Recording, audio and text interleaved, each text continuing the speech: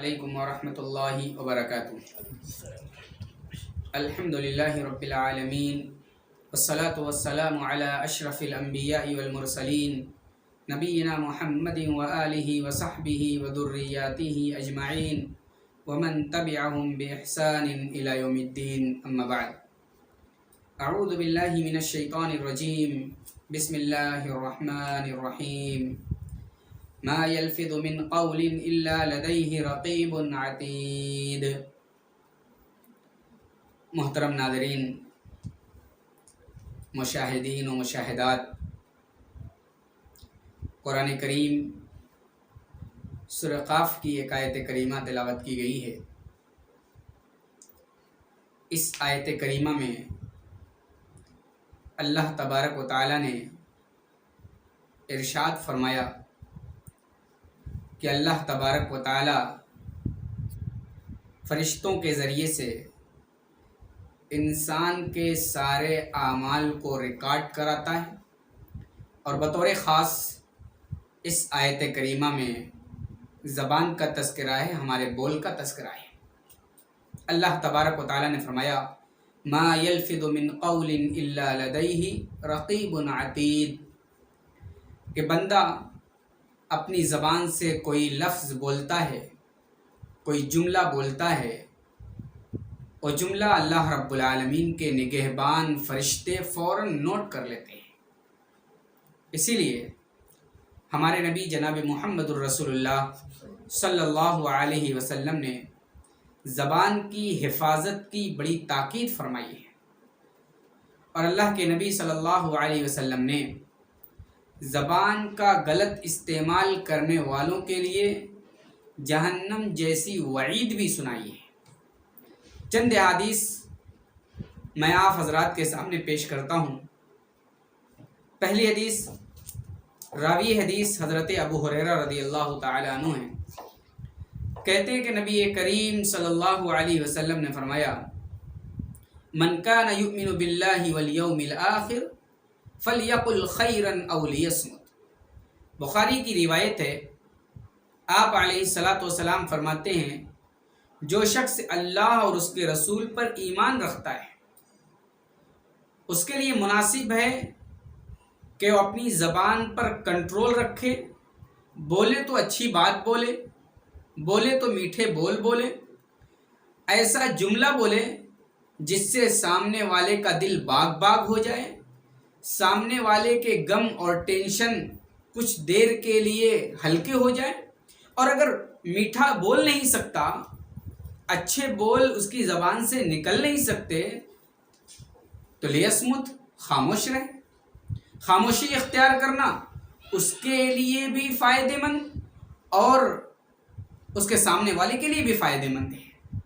اس لیے زبان سے جب بھی بولیں خیر اور بھلائی کے جملے بولیں، ایسے جملے بولیں جس سے کسی کے لیے نصیحت ہو، جس سے کسی کو فائدہ پہنچ جائے، اور اگر آپ زبان سے کوئی فائدے والی چیز نہیں بولتے تو کم سے کم خاموش رہیں، اپنی عاقبت کو سنواریں اور اپنے اعمال کی حفاظت کریں۔ نبی علیہ السلام کی دوسری حدیث آپ اپنے سامنے رکھیں، بڑی پیاری حدیث ہے۔ آپ صلی اللہ علیہ وسلم کے پیارے صحابی حضرت سہل ابن سعد رضی اللہ تعالیٰ عنہ راوی حدیث ہیں۔ کہتے ہیں کہ پیارے نبی صلی اللہ علیہ وسلم نے فرمایا من یضمن لی ما بین لحیی وما بین رجلی اضمن لہ الجنہ۔ اللہ اکبر، کتنی عظیم خوشخبری ہے، اللہ کے نبی صلی اللہ علیہ وسلم نے کتنی عظیم خوشخبری دی۔ جو شخص اپنے شرمگاہ کی اور اپنے زبان کی حفاظت کی ذمہ داری لے لے، ضمانت لے لے، اللہ کے نبی صلی اللہ علیہ وسلم کہتے ہیں میں اس کے لیے جنت کی ضمانت لیتا ہوں۔ مسلمان کے لیے کیا ہے؟ مسلمان کس چیز کے لیے تگ و دو کرتا ہے؟ دنیا میں رہ کر کے مسلمان کس چیز کے لیے کوشش کرتا ہے؟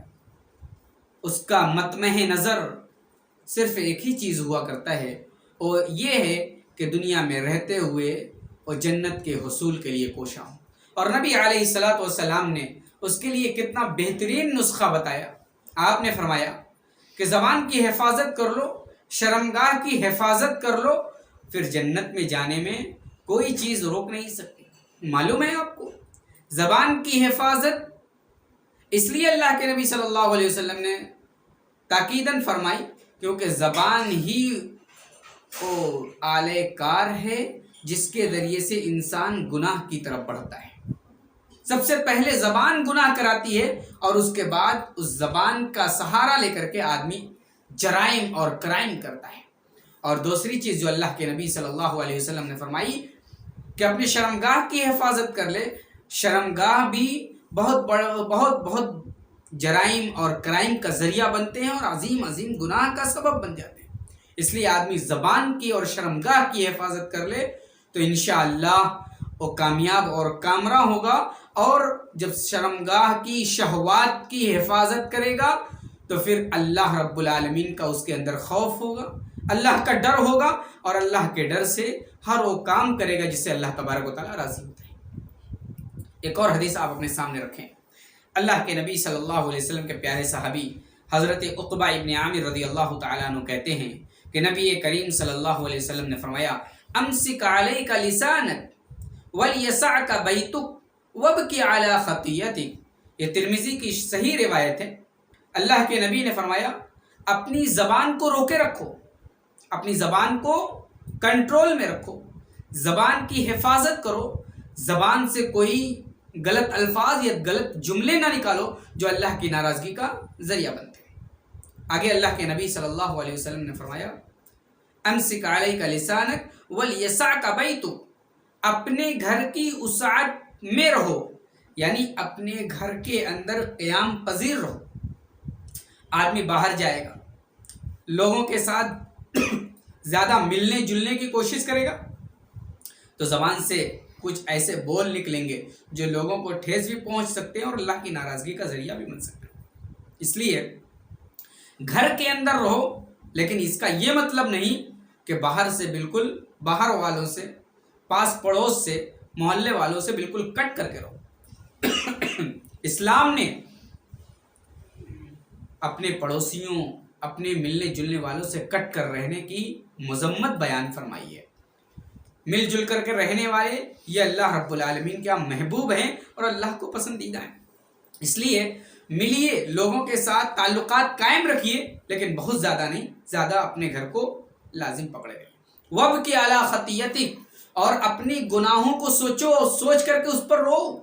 صبح ہم نے کون سا گناہ کیا، دوپہر میں کون سا گناہ کیا، شام میں کون سا گناہ کیا، سوتے ہوئے کون سا گناہ کیا، اور لیٹے ہوئے کون سا گناہ۔ ان گناہوں کے بارے میں سوچو اور سوچنے کے بعد اس پر رو، گڑ گڑاؤ، اللہ سے اس گناہ کی معافی کی دعا کرو۔ یہ ہے زبان کی قباحتیں۔ ایک اور حدیث آپ اپنے سامنے رکھیں، بڑی پیاری حدیث ہے۔ حضرت معاذ بن جبل رضی اللہ تعالیٰ عنہ راوی حدیث ہے، اللہ کے نبی صلی اللہ علیہ وسلم کے ساتھ ہیں اور آپ سے پوچھتے ہیں اے اللہ کے نبی اخبرنی بعمل یدخلنی الجنہ ویباعدنی من النار۔ اے اللہ کے نبی مجھے کوئی ایسا عمل بتلا دے جو مجھے نیک جنت کی طرف لے جانے والا اور جہنم سے دور کرنے والا۔ کیا پیارا سوال ہے، کیا بہترین سوال صحابی رسول نے کیا۔ وہ خیر القرون کا زمانہ تھا، بہترین زمانہ تھا، بہترین لوگ تھے، پھر بھی جنت کی فکر تھی اور جنت کے بارے میں سوال کرتے تھے۔ آج ہم لوگ کس زمانے میں ہیں اور اس کے باوجود ہم کبھی جنت کے بارے میں اور جہنم کے بارے میں سوچتے بھی نہیں، تذکرہ بھی نہیں کرتے۔ اللہ کے نبی صلی اللہ علیہ وسلم سے پوچھا ہے اللہ کے نبی جنت سے قریب کرنے والے اور جہنم سے دور کرنے والے عمل بتائیں۔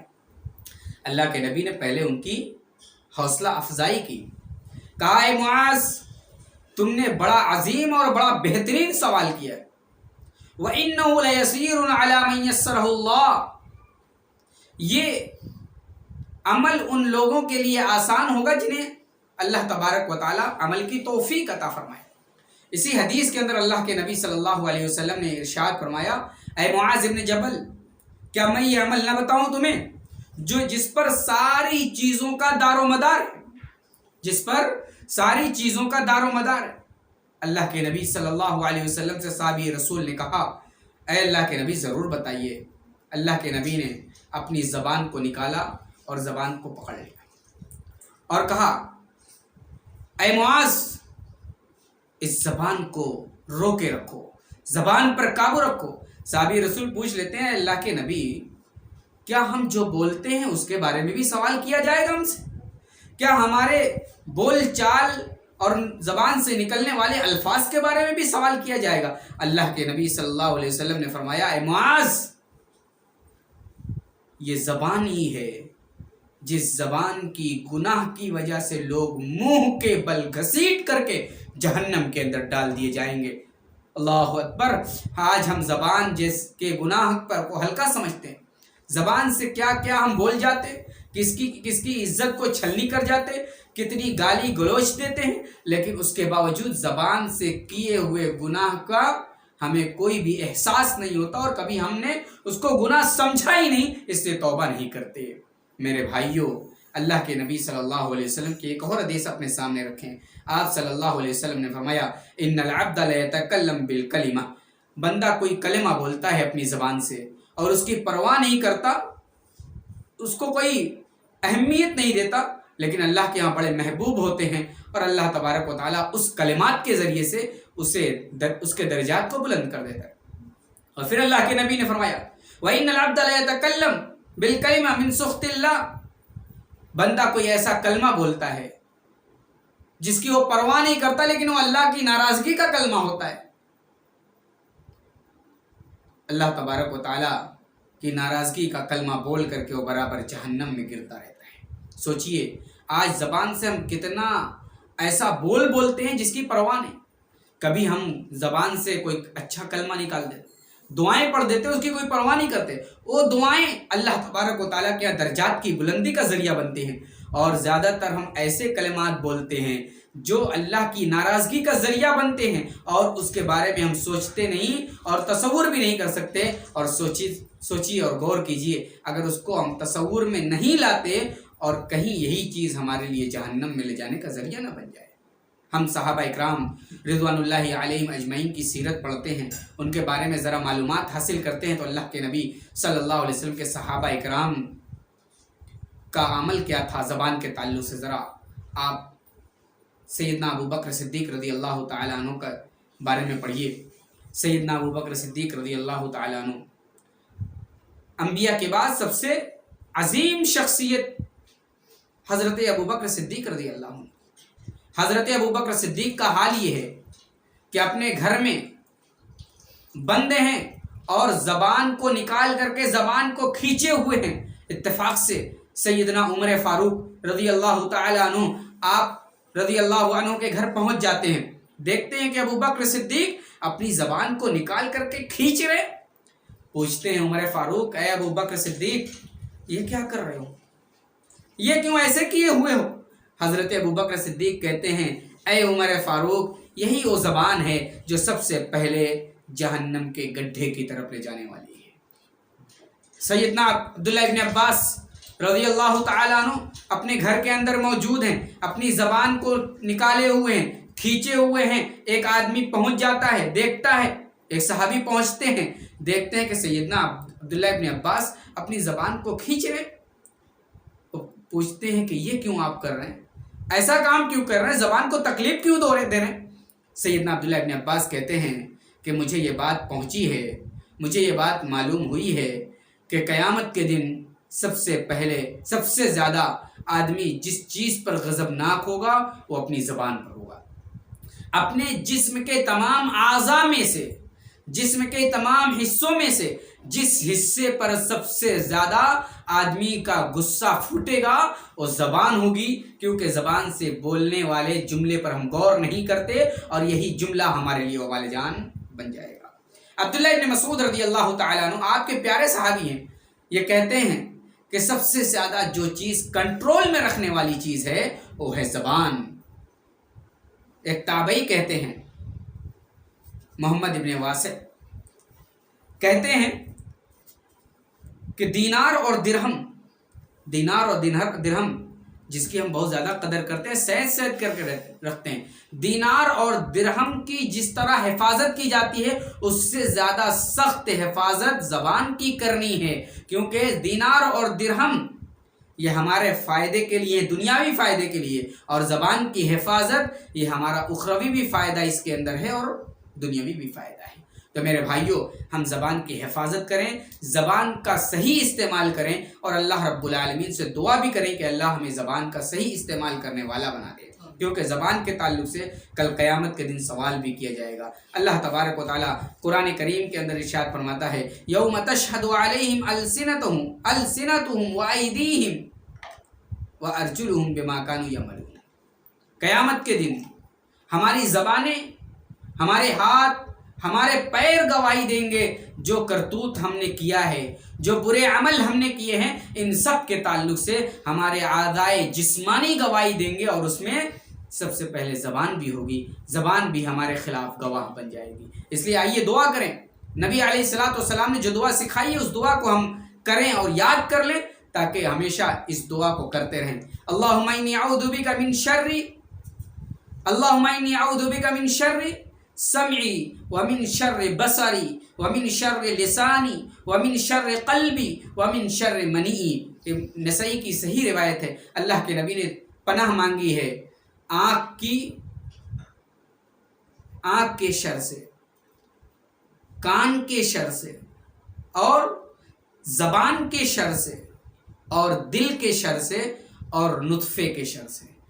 آنکھ کے شر سے اللہ کے نبی نے پناہ مانگی ہے، یعنی کوئی لایانی اور غیر مناسب چیز کی طرف نظر نہ اٹھے، دل میں کوئی غیر مناسب خیالات نہ آئے، اور کان سے کوئی غیر مناسب چیز نہ سنی جائے، اور اسی طریقے سے زبان سے کوئی غیر مناسب جملے نہ نکالے جائیں، اور اسی طریقے سے نطفے کے ذریعے سے جو اولاد پیدا ہو اس نطفے کے شر سے بھی محفوظ رکھ، تاکہ شیطان کے اثر سے ہماری اولاد بھی محفوظ رہے۔ تو آئیے یہی دعا ہم کرتے ہیں کہ الہ العالمین تو ہم سب کو تمام طرح کے فتنوں سے محفوظ رکھ، جب تک زندہ رکھ، اسلام پر زندہ رکھ، اپنی زبان پر کنٹرول کرنے والا بنا کر کے زندہ رکھ، اور اپنے ذکر و اذکار کرنے والوں بندوں میں شامل رکھ، جب تک زندہ رکھ۔ کلمہ توحید پر زندہ رکھ، عقیدہ توحید پر زندہ رکھ، خاتمہ ہو کلمہ توحید پر ہو۔ اقول قولی ھذا واستغفر اللہ لی ولکم ولسائر المسلمین وما علینا الا البلاغ المبین۔ السلام علیکم۔